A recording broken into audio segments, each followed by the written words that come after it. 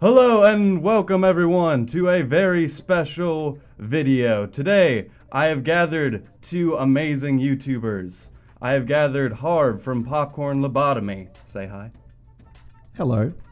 Hello. And I've gathered Keith from Decoded Cast. How are you guys doing? Keith? Good. Good. I'm good. Cold. Life's rolling. For everyone watching today, I just wanted to bring these guys together. We all review movies. We're all a part of this YouTube community. So I thought this would be a, cool way to talk about movies, talk about the YouTube sphere, movie reviewing community, and that kind of stuff. Was there anything you guys want to talk about right off the bat? Should we go? I'll throw it to you, Harv. I don't want to start with Burnout. It's kind of a negative topic, but it was something that we could cover. No, I want to. We were going to talk about Burnout, and I want I want to talk about that because for anyone who's done YouTube for a long time, there are long periods of burnout that come and go, and right now I think I'm coming right off of a burnout. Keith, have you ever had a long burnout? Yeah, I think that with my channel, you'll actually see spurts of like 3 to 6 months where I stop doing it. I like to take it in an akin to like a Bobby Burns sort of thing. Is like I'll go away for 6 months and I'll just reboot it to like 2.0 or 3.0 or 4.0, and then the burnout will eventually get to me myself. I think that's pretty much what I'm doing right now too. I like to call it phases. Like, I go away and I sort of develop something new that interests me, renews the interest in the channel. And then I come back and do that, sometimes poorly, depends on what it is. And then, at least I'm excited about it for a little while. But yeah, I don't know if I've had burnout. I just get busy sometimes. Like I had a 2-month contract. I really couldn't do much during that time. Right now, I'm living as a bum again, so I can YouTube more. And I'm not getting back into the habit. So I don't know if it counts as burnout. I want to do it. I just, I'm clicking on other things. We all want to do it, yeah. I'm still interested. Yeah. But yeah, I think what we do IRL is like the biggest like thing that causes burnout. And I think another big factor is going back to what we were saying earlier. For me, like I was doing a lot of like the same format over and over again, like with the videos. So I think another big factor is you want to do something new, and I would try something new and it wouldn't resonate with people, and then I wouldn't want to do the old format. So I think that, and on top of being extremely busy all the time, and you don't want to come back with a video that's like mediocre. So you always like I was spending time just making these bigger videos that wouldn't get done.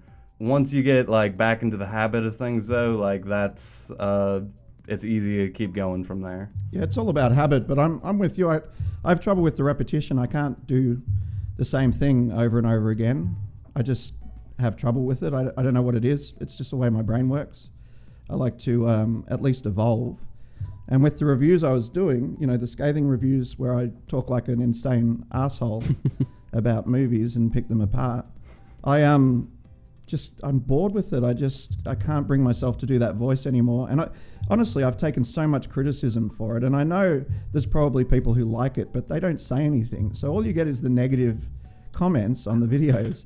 And the problem with it is, like normally I'm okay, I'm doing this deliberately, guys. It's a voice, it's a character, whatever. But they're right. I don't like the voice either anymore. So now I'm reading the comments and going, yeah, actually you're right. And you're probably right. I should do something better. And, I'll probably just, take a break and think about what I can do in a voice that people can listen to without wanting to shit their pants. So, sorry, are we swearing on this?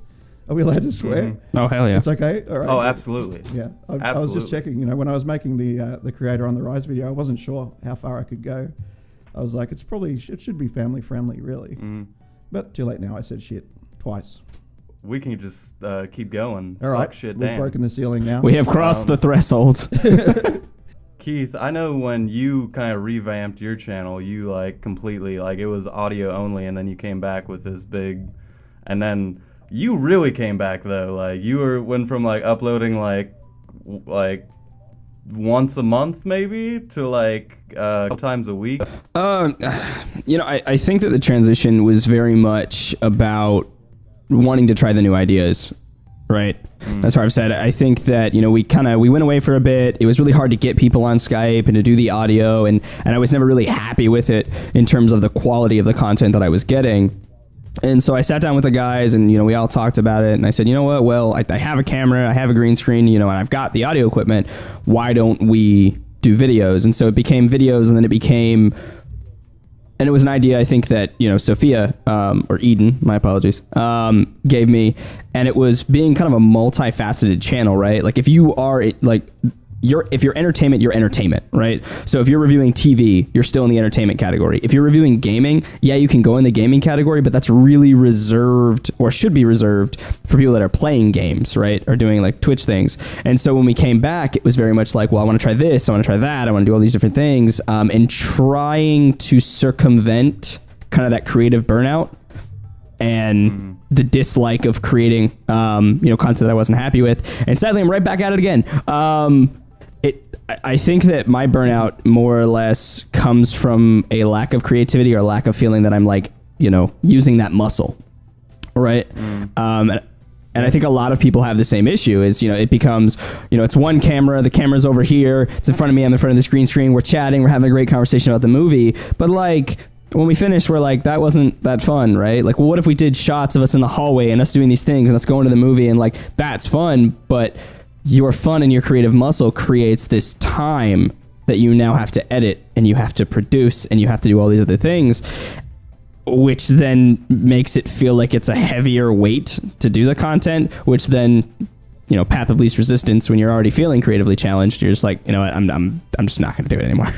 I agree. As someone who spends a lot of time on the videos that I do, I think the time that I have to invest, it's like when you haven't called your mother for a long time and you know it's going to take 2 hours to catch up with her properly. You know what I'm talking about, right?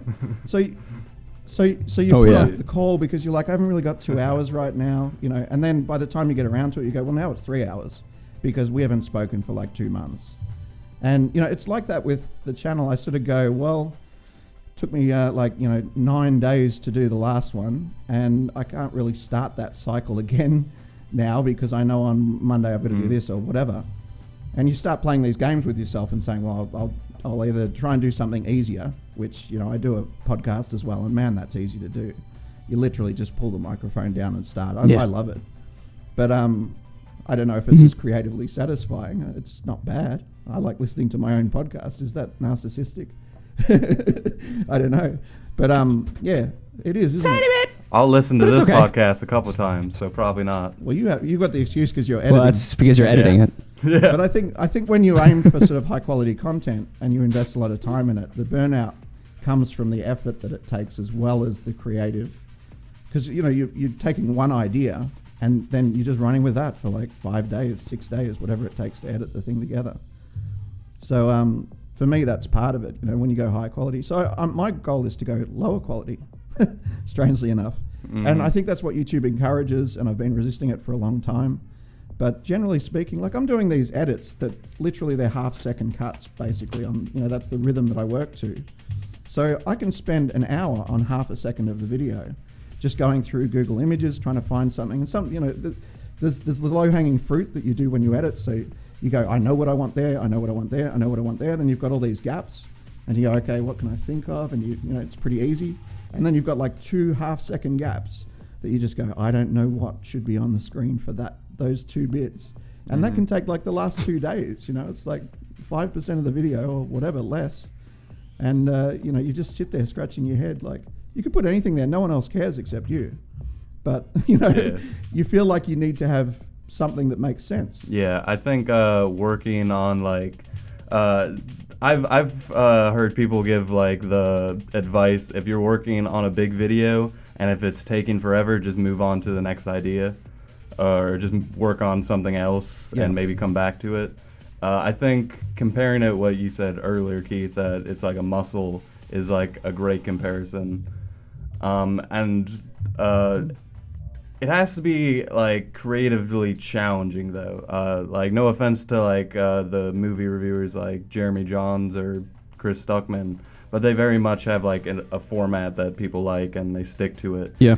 But doing that for so long, like really, for me at least, got really tiring and really taxing, especially when you feel like you know how the video is going to be even before you've made it. But I've as a viewer, I'm starting to like channels. You mentioned Bobby Burns, like channels that are creatively like trying new things. There's only so many ways you can review a movie, right? And I'm starting to like channels now that are like trying to find those like as creative as possible ways to review a movie. I think analysis videos are really big right now. I watch a lot of those. Just as creative as it can get without, being just too off the rails. But too off the rails can be good too. Well, and I think that a great example... You're talking to me when you say that, aren't you? Yeah. A great example of someone who went through burnout and like did exactly what you're stating is, Doug Walker of The Nostalgia Critic, right? Oh, yeah. Like when he completely and utterly just like broke away from doing his reviews and kind of quote unquote killed his character off. And then if you've ever seen The Show Must Go On, I don't know if either of you have watched it, but it's like... I know about it. He tried to create a sitcom series basically, and it was terrible. No one liked it. Everyone hated it. And so this episode is basically him writing the episode that he's about to go direct, and the Nostalgia Critic, like the one that basically gave him all the money and all the fame that he has, is like slowly like just eating away at him. And so you get to see these cuts between him like playing off of himself and things like that. And it eventually gets to a point where they have a conversation, and he goes, all right, well, I have some demands and you have some demands. And he's like, all right, cool. Well, as Doug Walker, my demands are that I want to do one every other week because it burns me out trying to write all these jokes and do a 30-minute episode. And I want to do things that are more creative. I want to do skits. I want to do scenes. I want to do all these other things. And then the other thing is I'm no longer going to just do nostalgic content. And so opening that up has allowed him to kind of break through that creative burnout. But unfortunately, not everybody has that, right? Not everybody can be like, well, I've already got all this fame and all this fortune and I have a studio now, so I'm just gonna do the same thing. Do the same thing I have, but reformat my format and enhance my format in a way that allows me to leverage that creativity. And I think that having a team also really helps, right? Because as single creators, I mean, I do all the editing, things like that. You'll sit there and be like, I just don't want to release this. I don't. And having a team to be like, no, man, like, not only are people expecting you to release this, but two, like, it's a good episode. You're like, yeah, but it's not great. And like, if it was just you alone, you would never release anything because you're just like, just not going to do it. It's just all the bad comments will weigh out the 19 hours it took for me to make this. Yeah. There was a South Park episode, I don't know if either of you saw it, but it basically teased the idea of the show completely. South Park is like every other show, like it does the same thing every episode, and then rinse and repeat. And they tease the idea, oh no, the whole thing's changing, all the characters are living in different places. And then like, I as a viewer was like, I don't know how to feel about this. Like, I like South Park, I like seeing the same thing every time.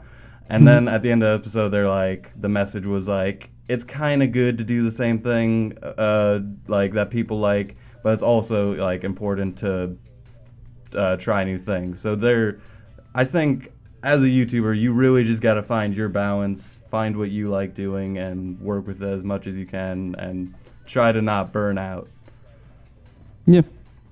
Yeah, well, I got a comment on one of my Facebook posts from like a long time subscriber, like one of the earlier guys. Like I recognize his name from a while ago. And he said, I just hate these, mate. I just hate them. Go back to the scathing reviews. I love those. And I said to him, look, like I've phased it out because I'm not interested anymore. And to be honest, you and I are the only two people I think that got them. Like there weren't a lot of people who were enjoying it. Most people were put off by the voice or the swearing or whatever. And I think, and this is something I think that creators can learn from this sort of journey. The content that I was making, I think, had an audience probably of degenerates and weirdos that like a lot of swearing and tits and ass and stuff like that, as I do, or one of my multiple personalities does. However, it's not reshareable. There's no way to share that with your mother. Like you can like it and laugh, but you're not going anywhere near that share button because it's a secret shame in a way. Yeah. You know, to like that sort of content. And, you know, something that has, you know, nudity in it or whatever, you're not going to share it with anyone, because if you share it on Facebook, that's usually your family as well, and a whole bunch of girls that you want to sleep with who all of them respect you because you like boobs. Yeah, so, and I hate that. I hate all of that, right? Like, I hate it. It's part of the reason that I do the reviews that way, or did, because I'm trying to sort of break through that. You know, I mentioned it also in the Creator on the Rise video that I did the other day. I don't like this idea that sex and nudity are topics that are to be avoided. You know, like, if anything, avoid violence. I'm happy with that. I hate seeing real violence or anything too disturbing. Love horror movies, by the way. I'm not anti seeing violence on the screen. Yeah. But as for images of people getting exploded by, you know, Tomahawk missiles and stuff, I can't take that stuff. It just freaks me out and really, you know, traumatizes me. So, you know, I want more sex and nudity, less of the violence, you know. Yeah. And it seems like it's the one taboo on YouTube. If you put anything, any sort of nudity in there, boom, you know, you're adult, you know, adult verified or whatever. What do they call it? The adult content. Oh, yeah, I know what you're talking about. Not safe for work or whatever. Yeah. Yeah, and then no one, you know, it doesn't get promoted. No one sees the videos. Although, having said that, I did do unrated versions of a couple of my videos, because I did a rap review, Showgirls versus Striptease, right? So you can't really show any of either of those movies without having some nudity in it. It was really hard to edit without having any, because it's in the background, you know. Like, I had a couple of shots in there, and I was like, oh, there's a girl with her tits out in the background. I didn't even notice, like, you know, but, you know, it was really hard to avoid. So I just thought, no, I'm going to do you know, I'm going to do the edit that I want, and then I'm going to go and patch it up later. And so I ended up with kind of two versions of the video. So I thought I'll put an unrated one up there. Yeah. And that one, I think, got more views than... Because you put unrated in the rated title. version. Yeah. Yeah. Yeah, that's right. So It's, yeah. People want to see it. Yeah. I remember editing a music video, and it was like, I had to, like, there was nudity all over it. And that's on YouTube. And I had to avoid on my YouTube channel getting an actual, like, whatever. It's amazing how YouTube is becoming, like, more censored than actual TV nowadays, because we have, like, Netflix, which has, like, Orange is the New Black. If you ever watch that, it has, like, nudity, and it's, like, very adult about it. It's, you know, it's just nudity. It's not, like, glamorized or anything. And then we have on YouTube, like, all these restrictions being added, and the whole adpocalypse thing where advertisers want specific things, and YouTube is like, if that happened to Netflix would be like, you know, fuck off. But YouTube, I guess, is just way, I don't want to say weaker, but weaker, I guess, when it comes to that kind of stuff. Well, YouTube's not profitable, right? Still, so yeah, exactly. They're desperate to turn things around. It's like Facebook when they went crazy a few years ago, and they did the IPO, and then they were like, well, we need to make money. We're doing an IPO. I mean, we need to show that this can actually be turned into revenue. And they realized there is no real business model for Facebook. Everyone's going to hate us. So all they did is they took things away. This is my pet peeve, and YouTube's done it with YouTube Red as well. Take things away from people who like them, and then sell it back. Yep. So, you know, you've got guys like what's that channel they're doing? He's doing Mind. What's it called? Oh, you're talking about the most famous channel on YouTube. Yeah, it's Why can't I think of his name? I don't know who we're talking about. He does science, doesn't he? Yeah, that guy. I'll think of it in a second. So they took him and they said, right, we're going to give you a bunch of money to do a bigger show. It's going to be better, more produced and whatever, but essentially the same stuff. And we'll put it on YouTube Red. And then he stopped doing what he was doing for free on the YouTube. Vsauce. And I'm like, Vsauce, thank you very much. Anytime it was bothering me. Yeah, I hate that when that happens to me, brain farts like that. So yeah, Vsauce, they took him away and then they sold him back, and I'm like, I'm now against Red just for that purpose, because I don't believe in that business model of, you know, removing things. If they'd gone and just made, you know, a Walking Dead show or something, you know, you might pay for it, and I think that's what they're planning to do eventually. Yep. I hope so. Yeah, I don't want to say this, but it feels like YouTube is like in like one of if not like the worst place it's ever been, because I've seen multiple channels this week saying, "Oh, I'm leaving YouTube." One of the horror narrations, B Busta, he just left. Keith, you might know him. Wait, what? Yeah, he's like, I'm moving to Twitch. Yeah. What? Yeah. So there's like channels that I'm seeing are moving left and right. So a bunch of them are either A, saying, "Oh, I'm not making money, so I can't do this full time," or B, "I need to start a Patreon. You guys need to give me money." It's not like, "Oh, just, donate to my Patreon if you want," anymore. It's more like, "You guys, if you want this to happen, you need to sign up to my Patreon." And well, to a point, like, I mean, and this is just, I'm very business minded when it comes to it. I think that there does come a point with a YouTube station though that you do need to make a Patreon. I hate that it's been shoved upon them, right? Everyone got it shoved upon them at once. But I think if like you're a middling to kind of almost big YouTuber, you're going to need help. So having that tight niche community, right, to give you that help and that support monetarily, I never had a problem with. What I have a problem with is, and I won't name YouTubers specifically, but if you have millions of subscribers and you sell merch and you tell me that you need a Patreon, it's like, I mean, at a point though, they're just kind of selling their content like it's an option. Like like with my Patreon, I could go to the YouTubers who have like hundreds of thousands, millions of subs, but I choose the ones who I know kind of need the money. And I think people do that with music nowadays too. They don't give money to the super famous ones. They give money to the people who actually need it. Yeah. Well, the good thing about Patreon is you can see what they're making per month and decide whether or not you think that's enough. That is a great feature. Oh, what? Yeah.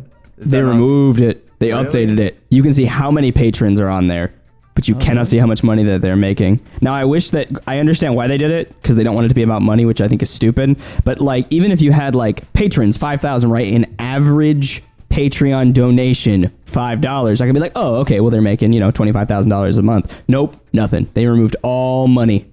That's not good. I haven't been on Patreon recently. They did change their logo. Patreon's looking sketchy nowadays too. Yeah, I don't like the new logo. I guess that's not a topic we need to talk about, but I really didn't like it. But yeah, I don't know. I have mixed feelings about Patreon. I believe in it. Okay, so I actually believe it's. Yeah, I believe in it. It's fair. Yeah. It's good. It's probably the best way to fund creative stuff. But at the same time, I'm not comfortable with it. Like I just would never at this point ask people to support me on Patreon. I wouldn't. I don't want to say it's begging, because it's not, but it's akin to maybe busking, which is, I don't know if you guys know what busking is. We call it that in Melbourne, which is, when people play an instrument or something, they perform something, street performance, and you give them money. So, a beggar's just saying, give me money, and does nothing for it. The busker actually does something for it. And in a lot of ways, we have pretty good buskers in Melbourne. We have, a whole sort of esplanade of buskers where they do amazing stuff, magicians and jugglers and stuff like that. And it's actually, it's a good cultural thing, and they make heaps of money. They can make $500, $1,000 a day sometimes. They do this little speech at the end. They say, we don't really like metal. We prefer paper, so, and, people are saying, if you're going to give us coins, make sure it's the gold type. They're saying, we don't want your 50-cent pieces. We want $1 coins, So they do pretty well. There's big crowds. So again, I'm not against buskers. I just have never seen myself as one, and it's just a hump that I need to get over, because at the end of the day, you are kind of a performing seal. You're doing something, and you say it's for yourself, but if you just do it for yourself, you might be lucky and get an audience or whatever. But at some point, you've got to listen to the audience, because the bigger the audience gets, the more you owe them for their support, right? So if someone says to me, like the guy that said he wants the scathing reviews back, I actually did think, well, even just for that one guy, maybe I should do a final episode or something, give him closure, or So you want to listen, but at the same time, you sort of want to do stuff that challenges you. So it's tough. But yeah, I'm going to do something with Patreon very soon, not with Popcorn Lobotomy, but with another thing that I'm doing. I had this big idea that I could actually do something fairly revolutionary using Patreon. It's not really to do with YouTube, so it's probably not a topic for this one, but it'll be pretty interesting to see if it works. But yeah, I don't know. I haven't got one yet. Yeah, there's like two like completely different reactions to Patreon, and Keith, I think you and I are on the side that Patreon, like, all for it. All the YouTubers that I watch all use Patreon. I support creators. I think once we bridge that, once we get over that bridge that I think Harvey said you were going on, like, I as a viewer am at a place where if I enjoy YouTube content and I know that they don't have much money, like, I expect I have a like thing in the back of my mind saying, oh, if you want this to continue to exist, you should probably throw $1 their way. And I think that's if every person on YouTube did that, we'd have like thousands of more YouTubers, something like that. Absolutely, yeah. So I'm all for people supporting on Patreon, and I just started an account and I've done my first pledge, and I'm gonna start supporting. I've got a budget set aside, like a monthly budget, and I'm going to try and allocate that to the YouTubers that I want to support. So I think if everybody did that, they should. It's one of the video topics that we talked about, Sol, is doing something about the stuff that you can do to actually support the YouTubers that you like, because YouTube's not supporting small YouTubers anymore. So if the audience doesn't, they're just going to disappear eventually. I think there's plenty of us would probably keep going regardless. I don't know. I'd probably keep making videos, but because I don't, I'll just go and get a job. I'll do a lot less videos, but a lot of people will just stop because they want to do it as a career eventually. Mm-hmm. I don't know. Does everyone want that? I assume that you guys are after doing it full time, right? I don't think I have this high expectation, like, oh, it's gonna happen like this year. I'm gonna, like, I know some people who are like living off of pennies, and I don't want to ever do that. But if it ever did take off, which I hope it does, then yeah. Keith? I mean, my thing is like, I want to use YouTube as a stepping stone into something bigger, if that makes sense. It's more or less to be like, here's a portfolio of work that I've done. Here's why this has trained me to do what I can do, like leveraging it in a real world scenario. I enjoy it. I love it. I think that I use it more as an outlet to make myself better at public speaking, right? And things like that. One thing I did want to touch on with Patreon that I think is that I only have seen one example of this. And if you guys can think of any other ones, please let me know. Have either of you looked at the channel Colin's Last Stand? I have not. Okay. So he was a part of Kind of Funny, which was a part of IGN, right? IGN, they spun off to Kind of Funny, and then he left them and went over to Colin's Last Stand, and he does like history, basically. And what he did is he said, I am not going to monetize, and I am not going to set up for ads to be played on my videos. I'm not going to apply for it on this YouTube channel. Every dollar I make will be on Patreon. And if you go to the videos, there are no ads anywhere. It does not say monetization is at all enabled. I'd like to see more creators do that, because like it puts the money where your mouth is, and it tells YouTube, right, that like, we love your platform, but the longer you screw us over, we have power, and we can take that power back. Could you imagine if Philip DeFranco put no ads on his videos because his Patreon was supporting him? He did it for a month. They would lose their mind. I'm absolutely on that page. I've been thinking about it for months, and the only concern that I have, and I've no evidence for it, is that YouTube would stop the tiny little bit of support in the search engine that they give you now, and push you down in the search results, because surely they want to push monetized videos above unmonetized videos. So while I don't need the 3 cents a month that I make on YouTube, I haven't even made enough to cash it out yet. I think you need to make $100 US or something. So Sol. It's not for me. Don't judge me. So yeah, I don't know. I'd love to turn the ads off, but I'm just worried about how it might affect the performance of the channel. I don't know if you guys have got any inside knowledge on that, but I don't know. Well, and that's where I think that it would be cool to see a channel like Philip DeFranco or like that bigger YouTuber. Because the thing is I mean, in his example, right? Like, and I could probably go look up a bunch of Colin's videos and see where they rank and hierarchy and things like that. But I also don't think that his like key term searches and things like that are all on point. The thing is, he's making, I think, like $15,000 a month doing it from his Patreon supporters. At that point, you only really need to appease those 15,000 people. If anyone else sees it, that's great. If anyone else shares it, that's great. That's awesome. And that's more people that could eventually, and of course you want to keep an influx of new people in, but I mean, that would be quite the scathing reveal if if it were to come out that YouTube was most certainly messing with the search parameter and putting the non-monetized videos in their own section, right? That would be, I think they would. Like if they're desperate to make money and they're doing all this other stuff to, I mean, I guess they're demonetizing videos. So the flip side of that is that, content that they don't like or that they want to censor or whatever, they do demonetize it, the non-advertiser friendly shit. But yeah, I don't know. I feel like they want to show monetized videos because that's where they get their revenue from too. They get the 45% out of the revenue from that. And yeah, I don't know. How would you prove it? I was gonna say I can easily see them like if like all the big YouTubers were like, hey, we're not gonna do ads. We're just gonna get money somewhere else and use this platform. Then they'd be like, okay, we're gonna shut you down and get any of the other million people to make videos who would take our money. Well, and that's the thing where you don't come out and announce it, right? Like you have a month where like 5 of the top 20 YouTubers turn off their ads automatically. Like a PewDiePie turned off his, well, he can't because he doesn't have a Patreon. Anyway, if like the ones that had Patreons, if 5 of them turned it off and at the end of the month, they made a video stating that they did this test and they can show how their videos are no longer ranking, doing the exact same work, getting the exact same views, getting the exact same shares,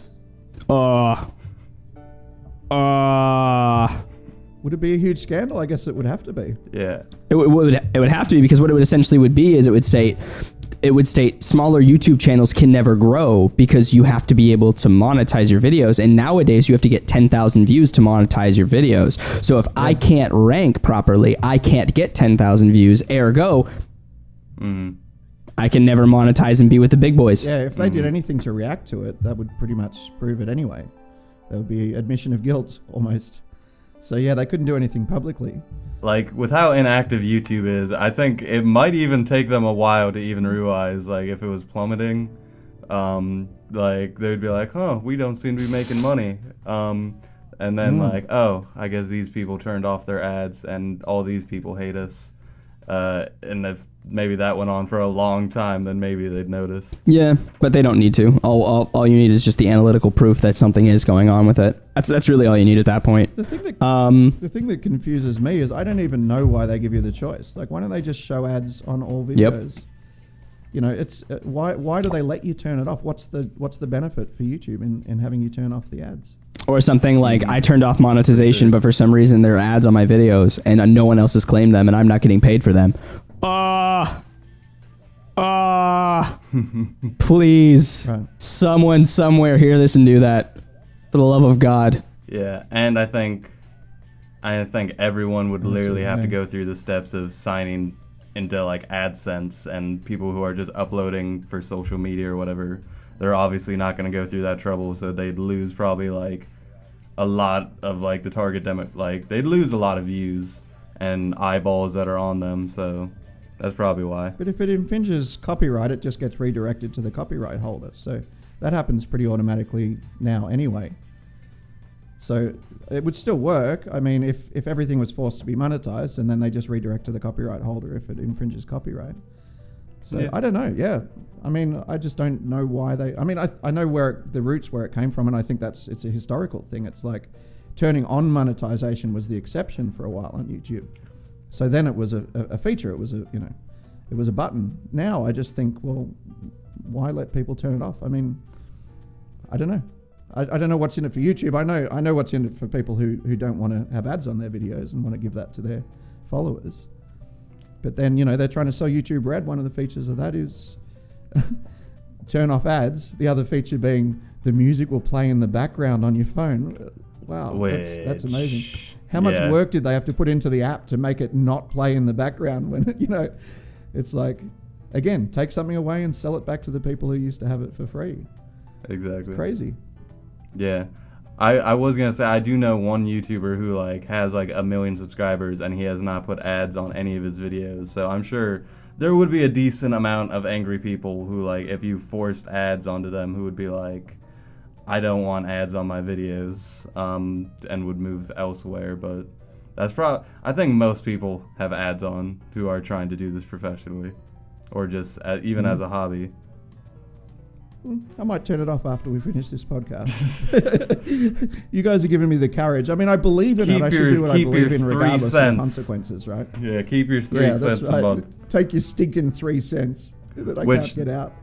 Yeah, which it's sad, like, at the end of the day, YouTubers are only making like 50% of what the ads are, and it's just going through a bunch of filters. I just thought, like, that's another thing we didn't even talk about.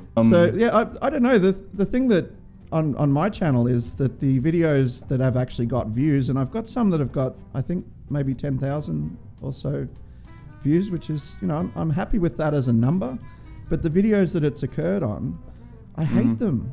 You know, I don't want people watching them, and they get angry comments, and they've got more dislikes than likes, because it's like a little experiment in clickbaiting that I did, you know, with the celebrity slash ups, where I thought, you know, we'll do a video that's legitimately parody, yet the parody will have keywords that will be searched on, because there's no way to find a movie review unless you search for that specific movie and the word review. And when you do that, most of the time you get 1,000, you know, different reviews of the same movie. It's quite a saturated market. So I thought, I'll do this celebrity slash up thing, and it'll be a funny parody video. I liked them, you know, I laughed when I was making them, so I figured they must have some value. But what ended up happening was people would watch the legitimate interview that we were slashing, you know, that we were editing to make it look like they were saying different stuff. And then they'd click on the next one thinking it was another interview, when it was really just an edited version of the same interview they just watched. And they'd get on the, you know, keyboard warrior thing and go, that's fake, I saw the real interview. I'm like, it's called celebrity slash ups. The slash up part means we've edited it. I don't, you know, like, I thought we made it clear just by the title and the fact that it's got an intro and stuff, but it didn't. It wasn't clear, and people got really mad about it. So, you know, I'm getting 10,000 views just making people angry.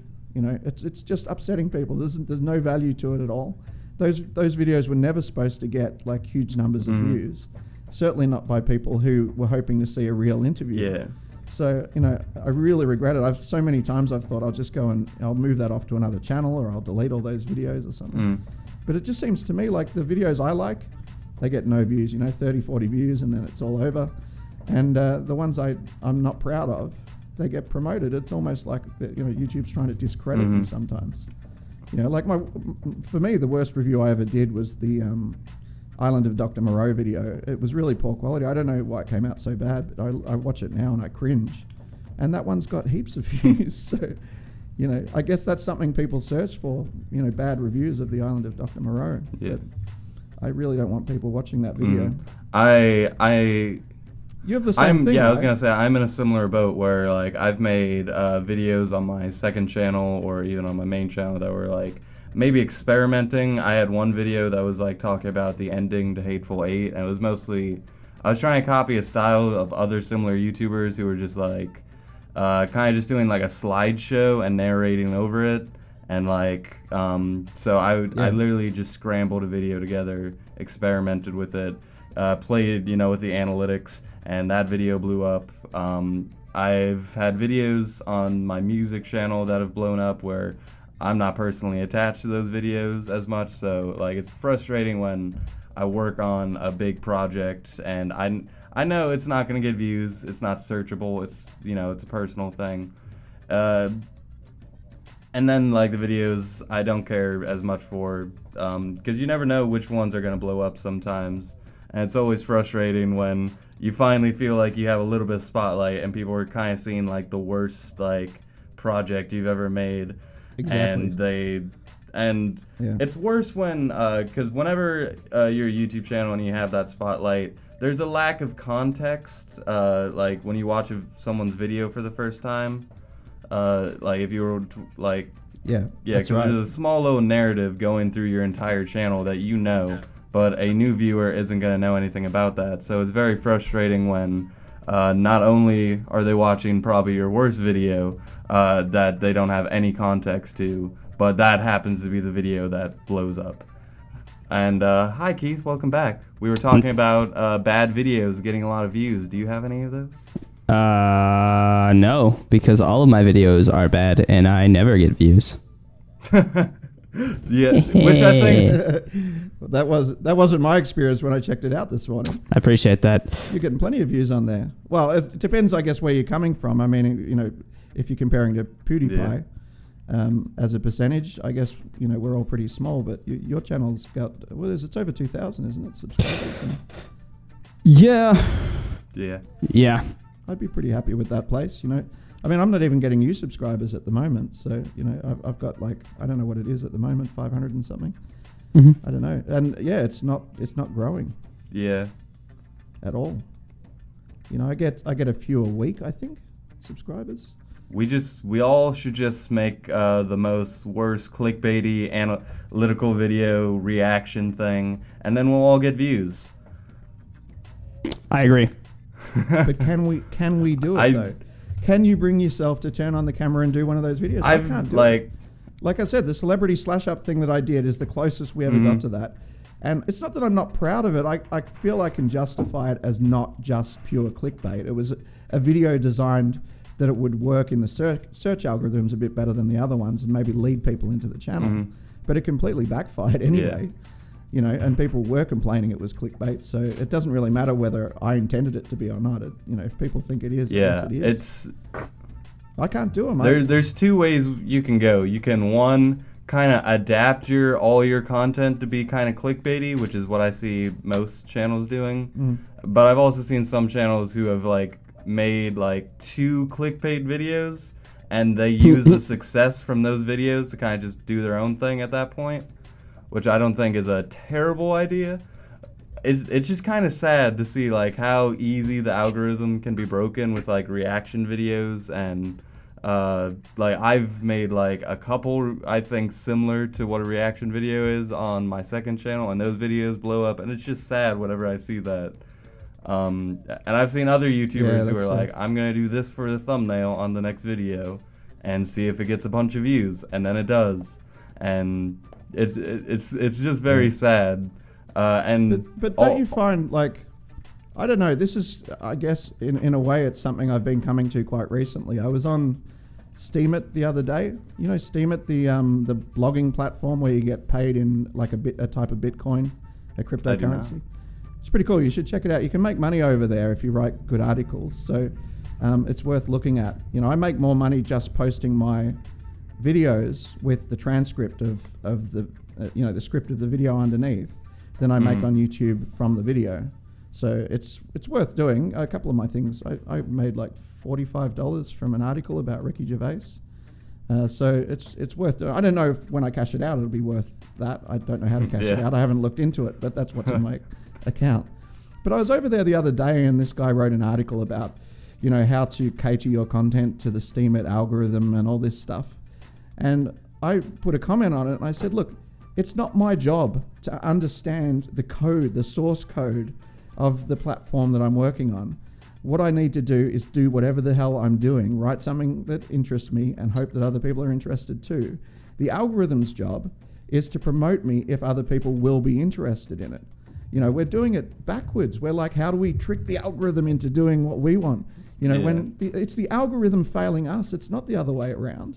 The algorithm is not supporting smaller YouTubers. Okay, maybe YouTube doesn't want it to. Okay, let's find a new platform. That's the way it should be. It shouldn't be, okay, well, what can we do? Let's do a reaction video, even though that's not something that we're interested in doing, because the algorithm will like it. I don't expect YouTube to like shuffle through the billions of hours of content and like select the best videos when, you know, who can even decide what's a good video at the end of the day, because it's all art and blah blah blah. But blah, blah, blah, blah. I do, even through the popular videos, if you look at the trending page, it's like people who like manipulate the system or are just already so big.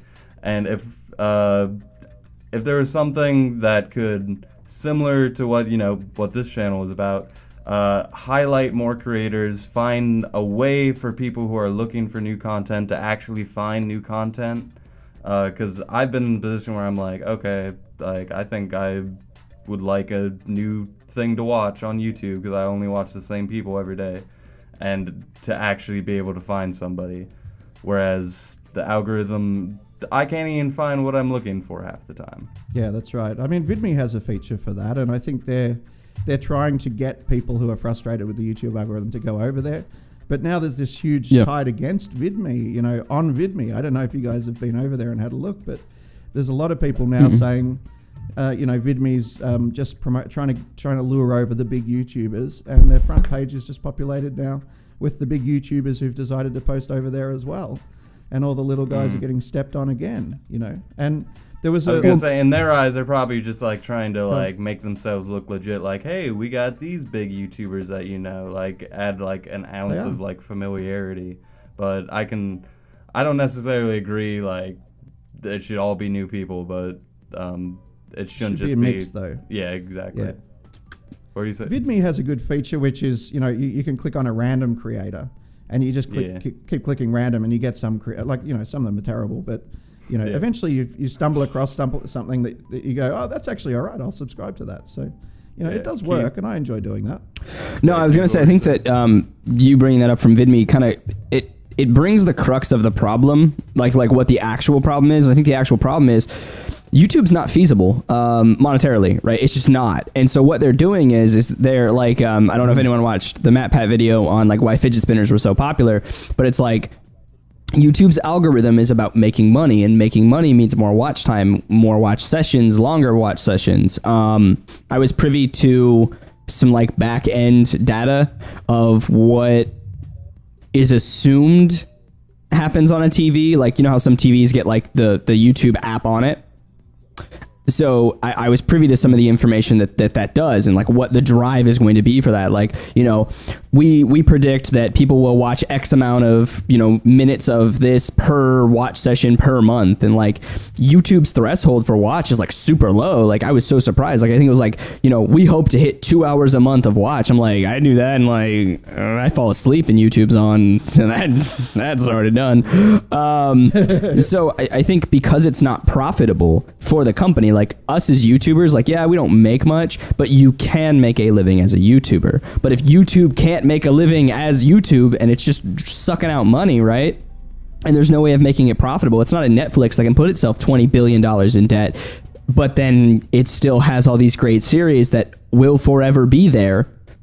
No creator can like, you know, let's say Dan Harmon, for example, makes something for Netflix. Dan Harmon can't come in 4 years from now and be like, you know what?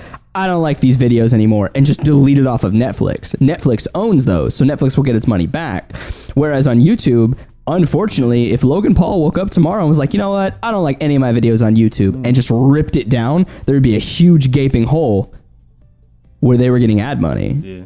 I was going to say that kind of ties back to like, as a viewer, we should kind of expect, you know, fork a little bit of money for our creators. But like, it's like if YouTube itself like can't afford itself, that kind of doesn't even matter at the end of the day. If any of you know what's going on with SoundCloud right now, it's basically, you know, the music version of YouTube, and they can't even afford themselves right now, and they're like potentially going out of business. And like I've heard, you know, statistics, YouTube doesn't even make any money. Nope. So it's, and when YouTube does create features to make money like YouTube Red, we all just kind of shit on it, which they could do it better. So yeah, it's just a giant conundrum. Are there intangible reasons to keep YouTube going though? Because obviously this is Google, they can afford to lose a bit of money. And I think they view... Yeah, exactly. Or maybe not. Okay. Keith's shaking his head. Do you guys remember Google Fiber? No. No. I don't know what that is. Google Fiber was like a cable provider that Google owned. Like in Utah, it launched in Utah. No, like they have had a CEO for the past 6 months. They've had 3 CEOs step down. Dang. So they're bleeding money. Like it's like kind of like Amazon's portfolio, right? Amazon has a portfolio. They will just throw money at shit because something has to land. Kind of like Kindle landed, right? Now the Echo has landed. Google is throwing money at shit and then going, oh fuck, this is more money than we thought it would be. Oh shit. And so like with YouTube, they could totally pull the cord and call it good. And I understand we're on the platform. I think that, financially speaking, they should. Because if they can't make it profitable after owning it for as long as they've had it. Artistically speaking, hell no. But that's the thing is like, no, because the moment YouTube dies, competition can thrive again, and you can have those things like Justin TV. You can have those things where they're competing against each other to be the next YouTube. Right now, everyone wants to be the next YouTube, but YouTube is the next YouTube. So it's like... But if they did shut down, it would probably be similar to Vine, where it's like, oh, we can't afford the bandwidth, so we're just going to delete every single video. We obviously don't want that. I mean, I obviously don't want that. But that's what I was saying. There's a reason they don't. If it was a business reason, they would have a long time ago, because they're not making money. They've tried. The whole ad revenue thing is not really working out for them, I would say, based on their behaviour alone. I don't know their balance sheet. However, there's a reason they don't, I think, and I think it's to do with corralling people's online activities into an individual funnel where they can be easily monitored and whatever for terrorism activities or all that sort of thing. And they want the government wants one platform for everything. They want Google to win, they want Facebook to win, and they want YouTube to win, so that they don't have to find these videos out in the ether. And I don't know if you guys know about a service called BitChute, but if YouTube was pulled right now, BitChute would be where you would end up, I think. Because BitChute uses BitTorrent technology to host the videos. So they have a server, they seed the video from the server, and then everybody who's watching the video is part of the server, right? Yep. It's like a BitTorrent download. And it works really good. It works right out of any browser. It runs on JavaScript. And the videos play better than they do on YouTube sometimes. You don't get the buffering. I've never got any buffering from BitChute. And it's a great idea. And as soon as you start thinking through all of the aspects of it, you go, that's what YouTube should have been in the first place. Then they don't have the infrastructure cost of like, we need this gigantic farm of servers to serve up videos, and we can't afford them because we can't put ads on them. So to me, I'm not worried about YouTube going down. I'm all about big institutions being pulled right down, because there's always something that steps in. Even if we don't know quite what it is yet, and it may not be BitChute, that's just my guess. I don't think it's going to be VidMe, because they're using essentially the same business model as YouTube. Their rhetoric is different, but their business model is pretty much the same. So something like BitChute is a technological revolution, and I think you can't beat technological revolutions because they're systemic. They're not based on people or business models or anything like that. The business model is forced by the technology. There is no business model. No central authority can actually make money out of BitChute. So it's just going to be people sharing their videos and, possibly even voluntarily contributing money to BitChute to keep the lights on. Yeah. That was my first Patreon pledge, by the way. There's 7 of us. 7 people pledging. I'm giving them $5 a month just as a token. Yeah. Because I believe in the technology. Yeah. I talked earlier about B Busta, and he said he was moving to Twitch. And Twitch recently, they're not just doing live streams. You can post videos there now. And it's interesting. Okay. VidMe and Twitch both provide like buttons like, hey, support this creator by paying money. Which, as a viewer, if you're seeing that, you kind of think, oh, they probably need money if it's like being asked for me every video. And when that does happen, I think I'm not completely sure, but I'm pretty sure Twitch and VidMe both take a cut of the money that you're giving to the creator. It's like PayPal. So if YouTube ever did that, they'd probably receive more money. So that's probably something to expect from if anything does replace YouTube. When they did that with Super Chat, like Super Chat came out and everybody was like, oh my God, I can finally give you money. And then like, but I think the thing is it comes down to like sales 101, right? If you don't ask for it, the answer is always no. So like in your headspace, like ethically, you're sitting there being like, well, it gets an emotional response out of me, like, oh shit, like this creator is obviously struggling financially, like I need to promote that, like I need to give them like $5, when in all actuality that creator may be getting tens of thousands of dollars a month without you giving them the $5. So it's just sales trickery is all it is. But anyway, go ahead. Well, I think my type of channel is, because I'm not a personality on the channel. I guess I am in a sense in the voice, but people don't see me. Yeah. And I think I seem very sort of aloof to the audience in a sense that I'm not. And it's really just me not being confident. It's not because I don't want to do that. It's just I don't feel comfortable talking to a camera, and it comes out really bad when I try to do it, like I've tried. In fact, I was thinking today when I was thinking about this podcast that I actually still have the footage of the first time I tried to do a YouTube movie review, and it was on Abraham Lincoln Vampire Hunter, and I had it written out, and I had a makeshift teleprompter, and so I was reading it out, and I was doing it direct to camera and continuous, and it was the worst thing ever. Like, I watched it back like a little while ago. It's so bad, and I don't know if I'm any better at it now. I tried doing a few things to camera, and I really just don't like them.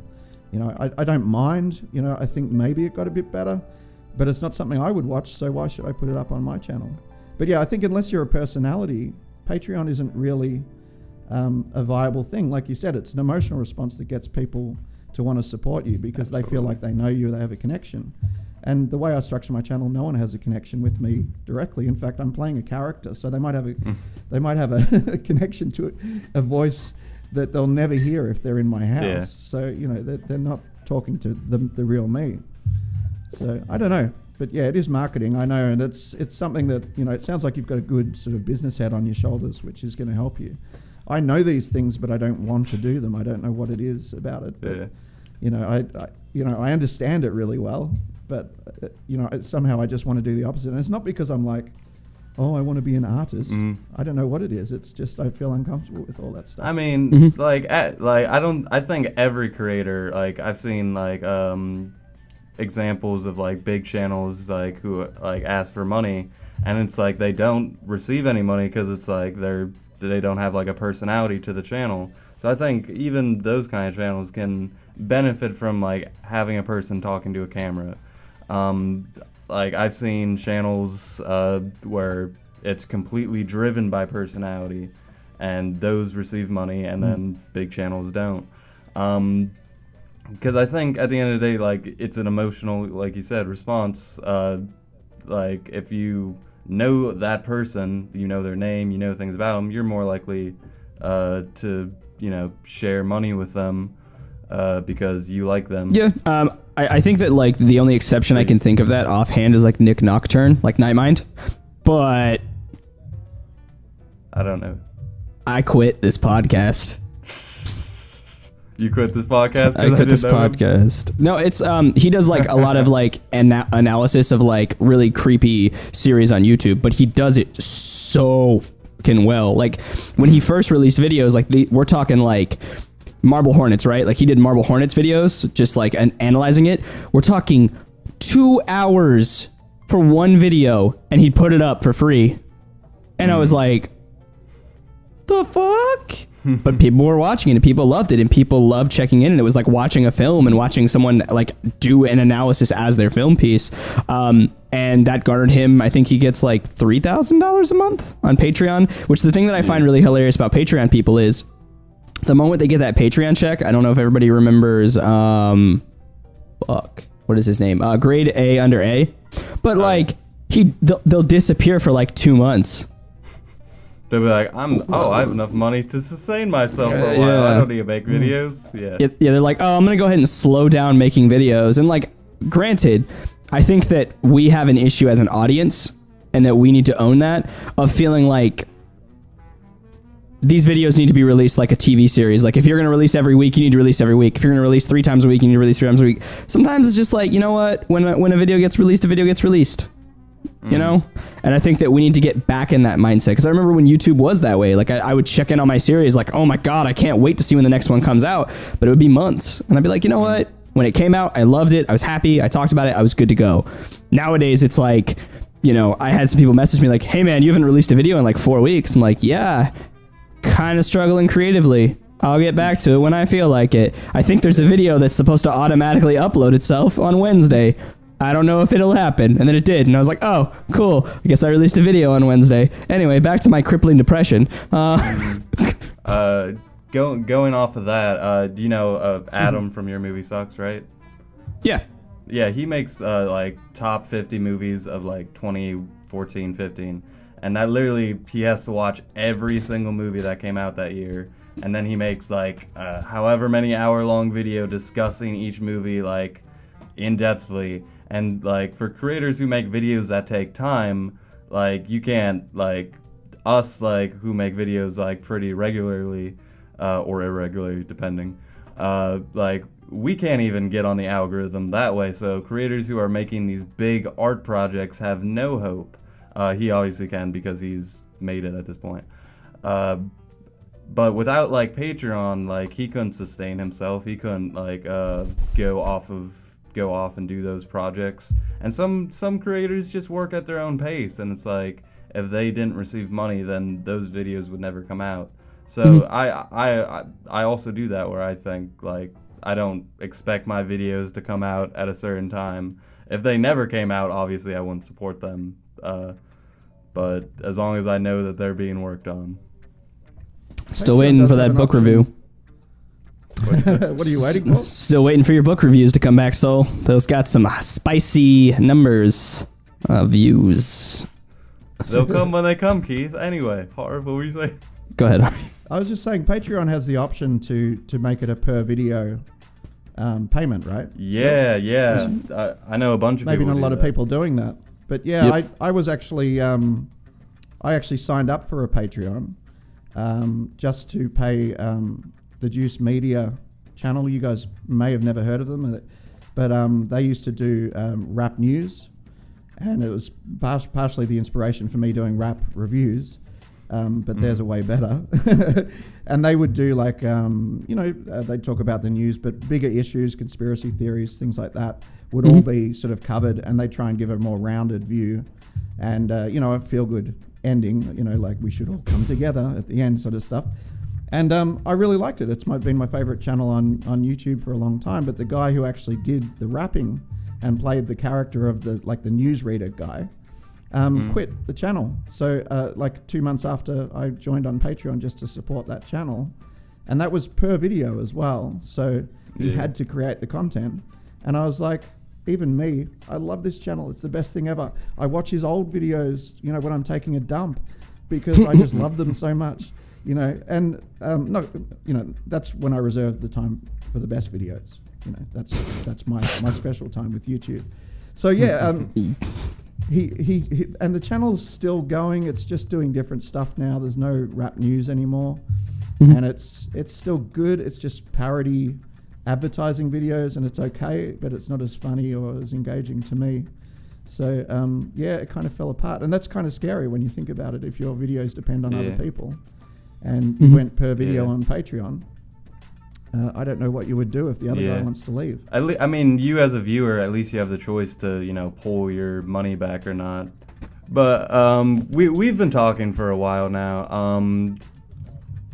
Guys, how do you feel to close out, like, as a creator, how do you feel? Is there advice for burnout, since we talked about that you would think to fight burnout? How do you feel as a creator on YouTube, etc.? Keith, do you want to go first? Can I? I was gonna say, can I nickname your fan base the Risers? Absolutely not. No. Because like for one, it sounds great for YouTube on the Rise, but two, also kind of sounds like pornography. So, kind of love it. I like it. Yeah. Let's go with just that. throwing out ideas left and right. You're like, I don't like. Anyway, it's that marketing and tongue. our slogan can be, "We're just trying to get a rise out of you." It's not bad.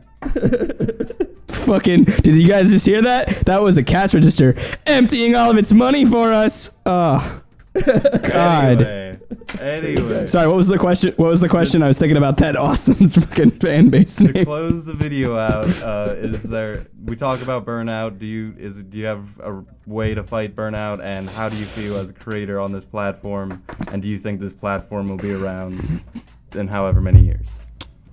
I think that with burnout, don't beat yourself the fuck up about it, I think is the biggest thing, right? I think that we are our own worst critics. And I think that as a creator myself, I mean, you know, I definitely made a video once. You need to understand that creativity can't be squeezed out of you. It can be nurtured out of you, right? But to sit here and beat yourself up because, oh, I didn't make a video this week, or, oh, this video wasn't that great, or, oh, it wasn't the perfect way that I wanted it. It's like, one, grow up. You're never going to make something that's perfect. And if you do, someone will still shit on it. And two, you're not doing anything except hurting yourself further, right? Like you create this cycle of negativity inside of yourself. So, you know, for myself, I'll go to the gym when I beat myself up, and then I'll just go for a run and feel better. I'll also, you know, change things, right? Have other hobbies besides just making videos. Like I'll pull out the guitar, I'll just play music for 45 minutes and be like, I am creative. Holy shit. So that's how I would combat it. Mm. And as a creator, how do you feel being on YouTube? I fucking hate it. I hate this website. I hope this website burns to the fucking ground. Hell yeah. Harv? Tell us how you really feel, though. Damn straight. Harv, do you have a way to fight burnout, and how do you feel being on the platform, etc.? Well, I can only repeat what you were saying earlier, and I'm not sure if it was while we were recording or just before. But you said have lots of projects. And I think that's, to me, if you have something to switch to when something becomes difficult, then while working on that, sometimes you get inspiration for the thing that you were stuck on earlier. Mm-hmm. And having said that, it's hard to do because, you know, for a lot of people, I don't know, you guys are a lot younger than me. You know, I'm 41 years old now, so I'm way too old to be doing this. There's always that factor in the back of my head, like all these kids on YouTube, what do they think of the middle-aged guy? But I still feel like I'm 20, so, you know, whatever. But yeah, I Keith think is actually 50, but anyway. I age very well. Right, I would never have thought. So yeah, I don't know. I think having multiple channels, you know, side channels, projects, other things, keep it within the creative realm. You know, like I don't think, you know, for me, I think I need to be thinking about videos and writing. For me, writing's the hardest part. I don't know about you guys, but when I sit down to write something, I just get completely frozen every time now. And I can push through it, and sometimes it comes out all right. But it's really tough for some reason. And it used to be the thing that was easy for me. You know, I used to only write, you know, and I just every day I'd write, you know, 2,000 words or 3,000 words, and it was a breeze. Now it's like, I don't know what it is, expectation or putting pressure on myself for it having to be good every time or something like that, or I don't know. But yeah, I just get frozen. I don't know what it needs to be. So yeah, I need other things I can switch to when the writing doesn't come, you know, so I can go and edit it, because it's a completely different skill, editing, writing, you know, actually recording your voice is completely different, you know, so within each project you do have other things you can do, you know, like if you've written half a script and you get stuck, well, you can still record that half of the script if you can't write anymore. So, you know, switching around, but then again, switching around is inefficient, so it's not necessarily always good advice. I think just, you know, just having, like, getting one video out is always a huge thing. You know, even an easier video, you know, like I considered that Creator on the Rise video pretty easy in comparison to, say, a rap review, where I have to actually write a song and record it and then put images to it, and, you know, that they get pretty complicated. It still took a while, you know, and I completely underestimated it when I started. I was like, oh, this is going to be a breeze, you know, I'll just write 5 minutes of stuff about a channel. It should come pretty naturally. And then again, the freeze came and it was always the same. So I don't know. I don't know if there's answers. I think different things work for different people. But I don't necessarily subscribe to what you were saying, Keith, about go easy on yourself. I think you do need to beat yourself up a little bit. I agree with you about the cycle of negativity, but I think a lot of people also allow themselves to fail at things, and that becomes problematic as well. So if you commit to something, I think you have to get it done, because if you get into a cycle of failure, it's worse than a cycle of negativity, because you're like, well, I've never got my video out on time anyway, so why bother now, you know? And you get into Yeah. you know, you need to hold yourself to a level and say, this is the line I won't cross. You know, I know I have my lazy days. Maybe on Saturday, you know, I plan to do this thing and I failed, but don't overall fail. You know, don't let yourself overall fail. Maybe a day late's okay, you know, but set a line in the sand and say, you know, I'm doing this, I take it seriously, and I'm going to actually achieve what I'm set out to achieve. And as far as YouTube, let it burn to the ground. I don't care.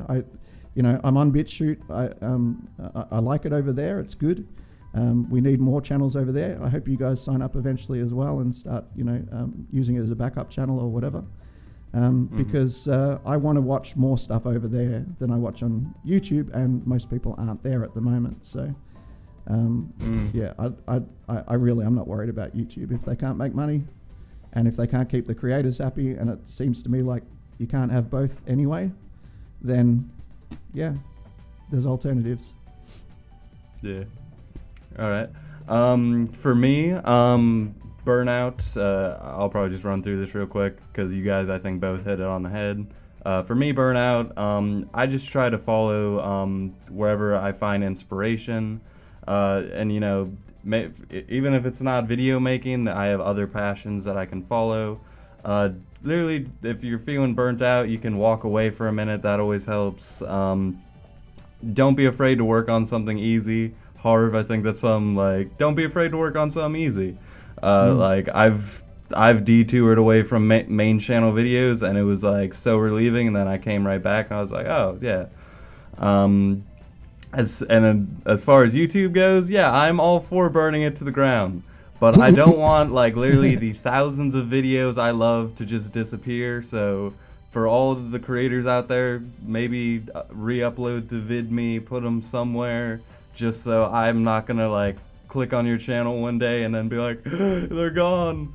That's my only fear. I would both of you guys, if you guys disappeared, I would be like, what happened to all the videos? So, I mean, that happened to one of us. that did happen to Keith, and I asked Really? you for one of those videos. Yeah, I asked you for one of those videos. 90,000 views gone in 50 videos. Yep. Oh my god. Yep. Yeah. Yep. Tough For what times. purpose? Was it a glitch?